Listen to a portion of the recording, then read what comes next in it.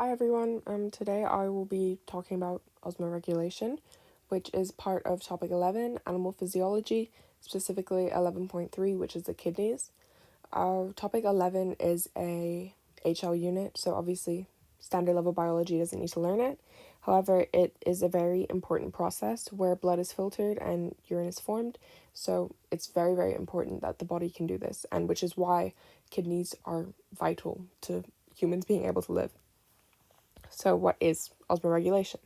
Osmoregulation is essentially the control of water balance of any living organism, and specifically the control of water balance in the blood, tissue, and cytoplasm. Osmoregulation obviously occurs in the kidneys, specifically in the medulla of the kidneys, and involves two key events. The first event occurs in the loop of Henle, where a salt gradient is established, and hypertonicity in the medulla is created. The second event regulates the level of water absorption in the collecting duct through antidiuretic hormone, which is ADH. So first, I'll be talking about the first event, which involves the loop of Henle. If you remember from the structure of the kidney, the loop of Henle is located over here, in between the proximal convoluted tube and the distal convoluted tube. So the establishment of a salt gradient occurs after ultrafiltration, which happens over here. So first, the function of the loop of Henle is to create a high hypertonic concentration in the tissue fluid of the medulla.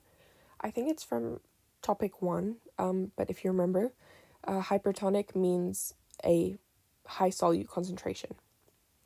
So first, the descending limb of the loop of Henle, so this blue area over here, the wall is permeable to Na+, Cl-, and H2O, so water and the salts, sodium and chlorine. And the ascending limb over here, the pink area, is permeable to Na+ and Cl-, so the two salt ions, however, is impermeable to water, and this is very important.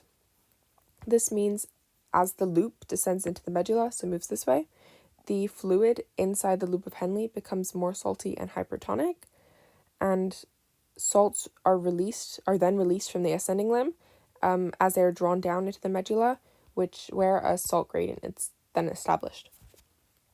So I'll now be explaining this step by step. So firstly, Na+ and Cl- are actively transported out of the ascending limb, this way. So it's easiest to understand if you kind of work your way backwards. So that is step 1. This active transportation of Na+ and Cl- out of the ascending limb causes the concentration of the medulla tissue over here to become hypertonic. Then, over here, as the concentration of the medulla becomes more hypertonic, through osmosis, water is lost from the descending limb down the concentration gradient as it wants to maintain an equilibrium. However, that isn't where the water concentration currently is at.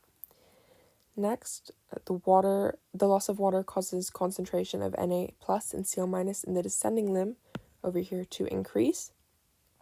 And so Na+ and Cl- will diffuse out of the concentrated solution inside the loop of Henle in the lower part of the ascending limb over here into the medulla.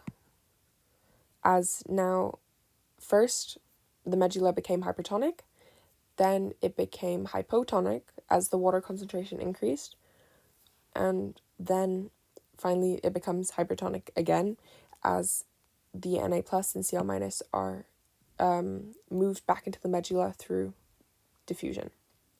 And this helps maintain hypertonic conditions in the medulla to allow for urine production. So that's how a salt gradient is established. And the second key event is the regulation of water reabsorption in the collecting duct. The collecting duct is over here. So it's the last part, which then the collecting duct leads to the urethra and then later to the bladder, so urine can be expelled out of the body. And it is important that hypertonic conditions are established in the medulla in order for urine to be created. As the collecting duct passes through the medulla, the hypertonic conditions in the medulla will draw water out of the collecting duct by osmosis, creating a higher concentration of urea within the urine. And the amount of water released from the collecting duct is controlled by ADH, which is the antidiuretic hormone. So I'll be using this diagram to explain how this works. So first, as you can see, this is ADH, those are the hormones. This here is blood, and this is the collecting duct. These areas over here are the plasma membrane of the collecting duct. So firstly, ADH binds to receptors in the plasma membrane of the cells lining the collecting duct. You can see that over here. These purple things are the receptors, and ADH will bind to it. This then activates enzymes which phosphorylates vesicles in the cells. Phosphorylates and phosphorylation is essentially when a phosphate group is added to a molecular compound, and it can either stimulate or inhibit the function of the molecule that it attaches to. So after the vesicles are phosphorylated, the vesicles over here travel to the plasma membrane lining the tubule. As you can see, it moves over here. And the vesicles contain aquaporins.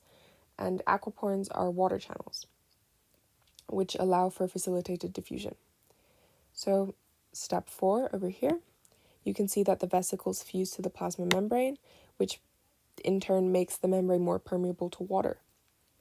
Over here, you can see where the aquaporins have fused to the plasma membrane, creating channels where the water can pass through facilitated diffusion by the process of osmosis.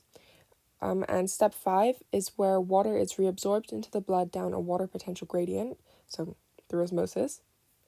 As you can see, the fluid from the distal convoluted tube will move down here, and as there are aquaporins, water is able to move into the less concentrated area, which is the bloodstream, and causes loss of water from the urine this way, and creates more concentrated but also smaller volumes of urine, which the body produces and then is able to be expelled, and also helps dilute the blood.